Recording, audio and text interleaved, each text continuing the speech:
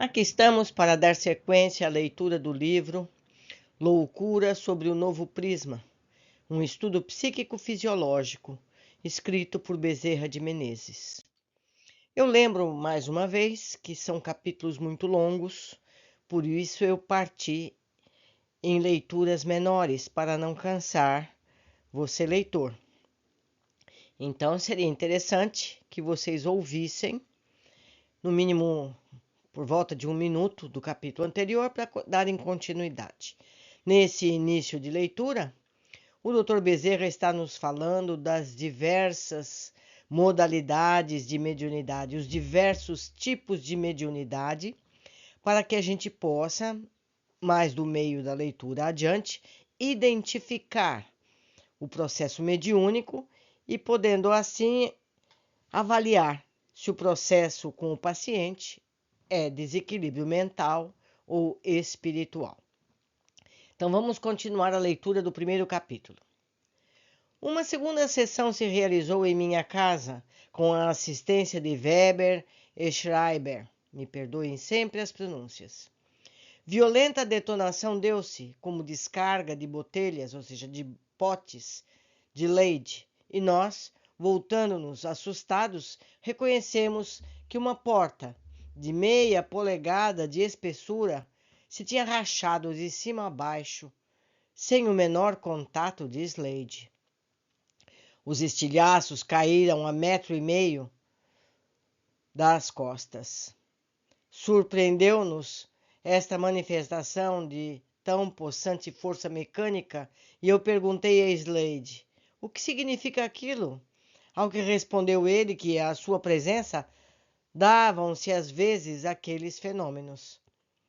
Como falava em pé, colocou uma ardósia espessamente por mim comprada sobre a mesa, e por cima dela os 5 dedos da mão direita aberta, enquanto tinha firmada a esquerda no meio desta. Começou a escrita, e quando Slade levantou a ardósia, liam-se nela as palavras em inglês. Não tivemos intenção de fazer mal. Revelem o que aconteceu. Ou seja, o espírito que quebrou a porta disse que o objetivo não era machucar ninguém, e sim demonstrar essa possibilidade, que isso fosse revelado às pessoas. Isso foi escrito tendo Slade imóveis as mãos em cima da pedra de ardósia. Para que mais provas da existência dos espíritos e da comunicação dos vivos com os chamados mortos? Certo? Para que mais provas?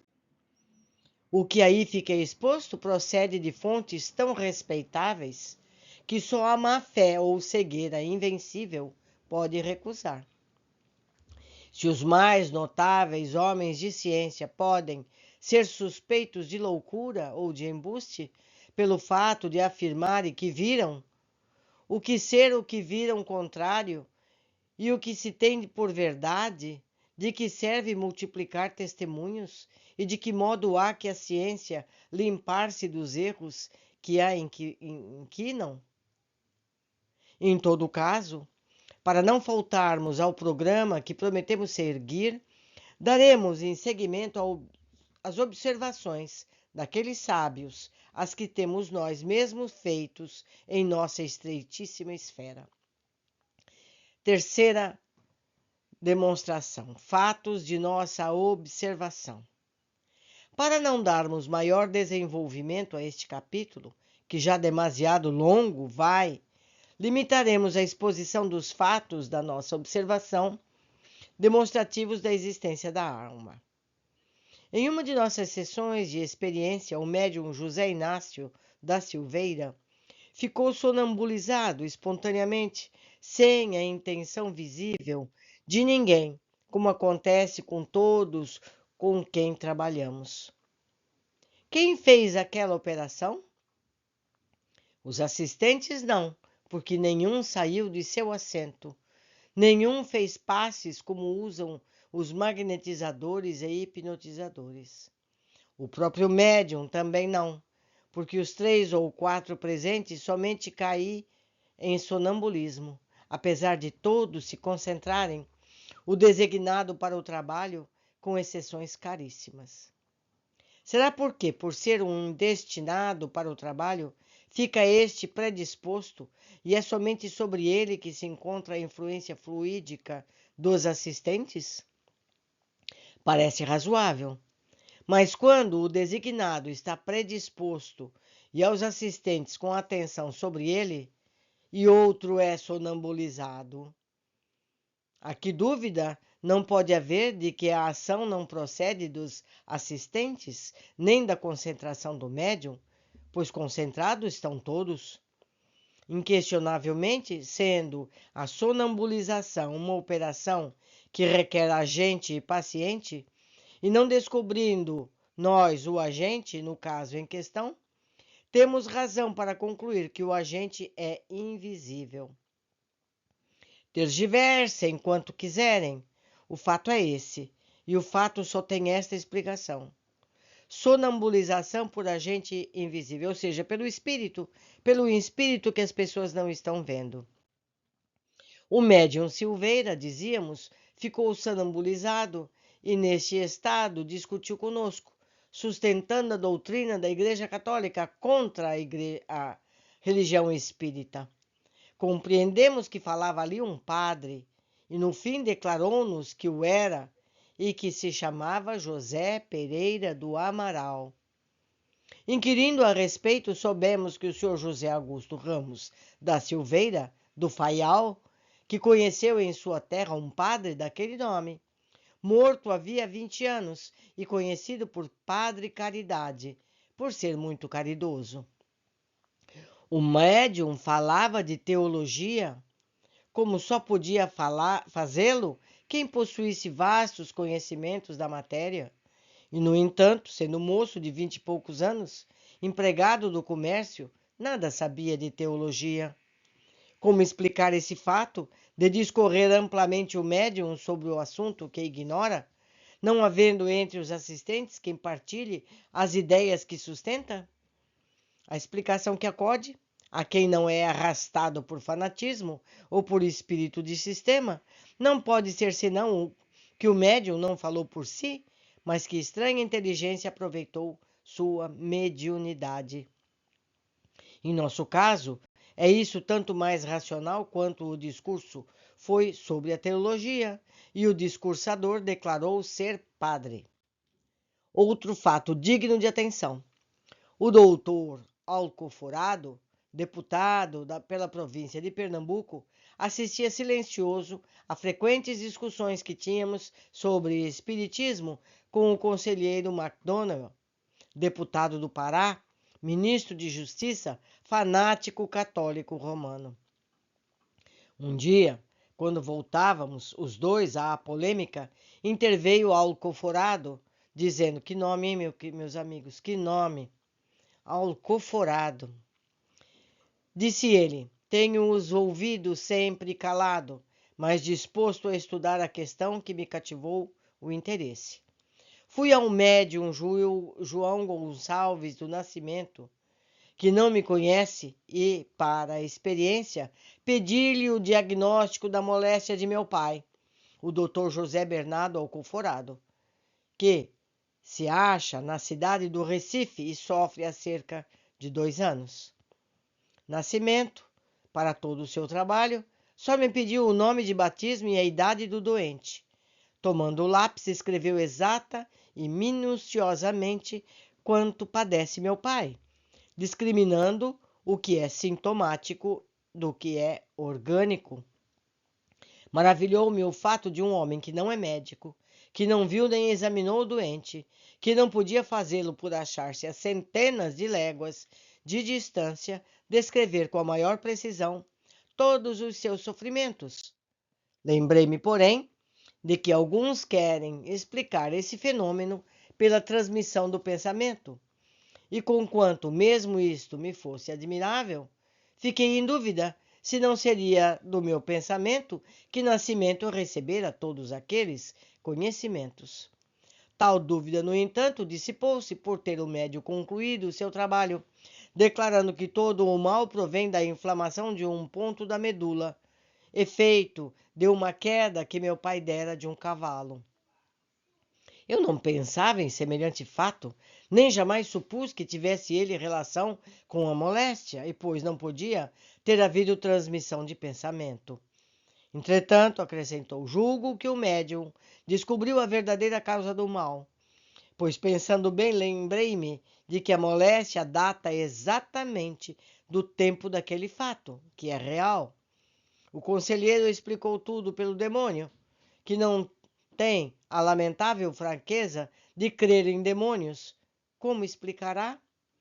A rapidez elétrica com que o médium descreve a moléstia de quem se acha a centenas de léguas, como no caso vertente. O fato não menos surpreendente de referir-se ele ao passado, 2 anos antes, sem que alguém lhe tivesse ligado a mínima importância. A perfeição do diagnóstico cientificamente considerado, o que revela a obra de um médico distinto e invisível, pois o médium nem conhece de medicina, nem possui instrução alguma. Tudo isso que se repete entre nós todos os dias, e por bom número de médiuns, não encontra explicação satisfatória em nenhum ramo das ciências conhecidas. Qual delas descobrirá o segredo desse espantoso fenômeno de fazer qualquer homem, desde que seja médium, o que faz mais notável médico, e mais do que o mais notável deles, depois de milhares de léguas, sem conhecer o doente mais do que o nome e a idade, diz pelo lápis o que sofre, prescreve-lhe o remédio, e com esse remédio cura-o, se curável for, e ele previamente declara. Muitas vezes temos recorrido a esse médium especiais, chamados receitistas, e admirado a ciência do seu lápis, em contradição com a sua ignorância pessoal. E procurando devassar o mistério de tão estupendo fato, temos reconhecido a evidência que o lápis é tocado pelo espírito de um médico, que não faz caprichos de ocultar-se, dando francamente o nome que teve em vida, o que é confirmado pela mediunidade vidente. Charcot, por mais de uma vez, nos tem auxiliado com suas luzes do tratamento de moléstias nervosas, como em outras nos temos socorrido do saber de Jacob, de Demeure, de Nelaton e de muitos mais. Quando tivemos uma filha gravemente doente, fizemos, por meio de 3 médiuns receitistas, uma conferência com 3 médicos do espaço, da qual recolhemos a maior vantagem, quer quanto ao diagnóstico, quer quanto ao tratamento. Esses fatos se produzem toda vez que os provoquemos, e pois quem duvidar do nosso testemunho, faça como o doutor Alconforado. Que maior evidência pode exigir os que não aceitam a existência da alma, sua sobrevivência ao que denominamos morte e a comunicação com os vivos? Com essas provas a que chamamos materiais, por serem tão diretas e positivas que nenhum ser humano de boa fé pode recusar, julgamos ter desempenhado a tarefa que nos impusemos, de demonstrar que no ser humano existe, além do corpo material, um princípio imaterial que constitui a sua verdadeira personalidade, subsistente mesmo depois da morte. E, pois, o longo desenvolvimento que temos dado à questão torna ocioso descermos a demonstrações de que a alma que encerra o pensamento, no sentido da percepção. Daremos, no entanto, 2 ligeiras provas da verdade deste postulado. Se o cérebro fosse o órgão secretor do pensamento, como sustentam os materialistas, desde que houvesse paralisia dos nervos sensitivos, não haveria sensação, e sem sensação da escola não há percepção. Temos, porém, visto o contrário, por experiências irrecusáveis, fornecidas pelos anestésicos, pelo hipnotismo e pelo magnetismo. Temos visto, além disso, que há perturbação mental com o cérebro são, ou seja, o cérebro sadio, e perfeita lucidez com o cérebro lesado. Logo, não é o cérebro que produz o pensamento. A outra consideração é esta. Não é mais lícito duvidar de que a alma sobrevive ao corpo. Ela se apresenta depois da morte com a faculdade pensante, como ficou provado, logo, o pensamento é atributo da alma. Bem firmados como foram esses dois postulados, é fácil responder aos três quesitos. Ao primeiro, não, o cérebro não segrega o pensamento, ou por outra, não tem a faculdade de pensar, ou ainda mais, a intelectualidade não pode ser função do cérebro, como a secreção da bilis e do fígado. Item 2. O cérebro influi sobre a faculdade pensante, como o olho sobre o ver e o ouvido sobre o ouvir. É um espelho onde se refletem as impressões externas e no qual a alma toma delas conhecimento. Mas tanto não é essencial que temos pensamento e impressões por causas exteriores, e temo-los até por imaginação, e mesmo depois da morte. Instrumento e não agente, e como instrumento influi na operação, donde o engano dos que o tomam por agente. Terceiro quesito. Está prejudicado, pois, sabido o princípio de que o pensamento é função, é a alma que a exerce livremente fora do corpo, e ela não pode dispensar o concurso deste enquanto lhe está ligada. Essas considerações são deduzidas dos fenômenos espíritas que evidenciam a sobrevivência da alma. Por elas ficam os materialistas sem base para o seu edifício, mesmo admitida a hipótese católica de serem obras de Satanás. Obras dos espíritos ou dos demônios são sempre arietes que arrasam as teorias dos que veem nas modulações da matéria a variedade infinita dos seres que constituem o turbilhão universal, e até a ordem e a harmonia que existem na movimentação desses seres. O Espiritismo, pois, se outra virtude não tivesse, tem de se reduzir a pó às falsas doutrinas dos materialistas e positivistas.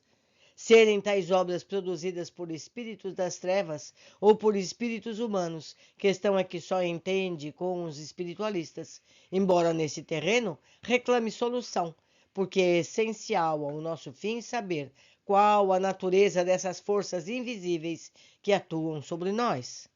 Isso será assunto do capítulo seguinte. Concluímos aqui, meus amigos, o primeiro capítulo. Foram muitos os vídeos, mas é melhor ir devagar e ir sempre. Espero que estejam acompanhando bem e, como sempre digo, qualquer dúvida, me escrevam, seja por e-mail, seja aqui na área de comentário. Eu sempre responderei a todos. Abraços e até breve.